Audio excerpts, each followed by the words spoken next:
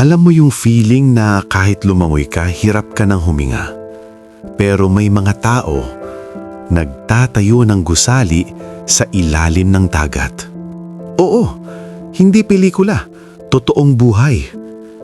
Iniisip mo siguro, imposible yan. Lulubog lang lahat. Paano ka maghuhukay kung tubig ang paligid? Normal yan, kasi tinuruan tayong maniwala na hanggang lupa lang ang kaya ng tao. Pero mali, sobrang mali. Hindi tubig ang kalaban. Pressure at kontrol ng hangin ang totoong laban. Stop thinking na kailangang patuyuin ang dagat.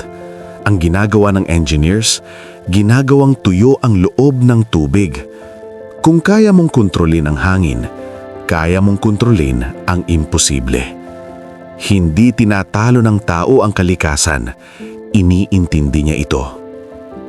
Method number 1, cofferdam.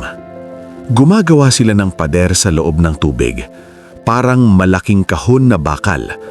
Pag sarado na, binobomba palabas ang tubig, nagiging tuyong worksite. Benefit? Pwede kang maghukay at magbuhos ng semento na parang nasa lupa ka lang. Method number 2, caisson method.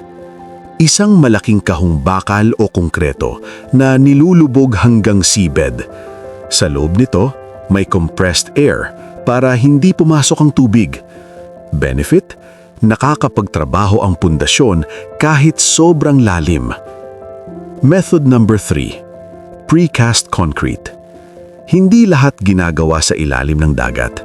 Maraming bahagi ang ginagawa muna sa lupa, tapos ibinababa at ikinakabit sa ilalim. Benefit? Mas mabilis, mas ligtas, mas eksakto. Method number 4, divers plus robots. Hindi tao lang ang gumagalaw. May underwater robots na kayang mag-welding, magputol at mag-inspect. Benefit? Mas kaunting risk sa buhay ng tao. Isipin mo to. Kung kaya ng tao magtayo ng tulay sa ilalim ng karagatan, ano pa kaya ang kaya mong buuin sa buhay mo kung titigil kang sabihing hindi pwede? Hindi hadlang ang lalim. Kakulangan ng kaalaman ang tunay na hadlang. Ang imposible, nagiging posible kapag may tamang sistema. Kung handa ka nang mag-isip ng mas malalim kesa sa takot mo, patunayan mo. Magsimula ka sa isang tanong ngayon.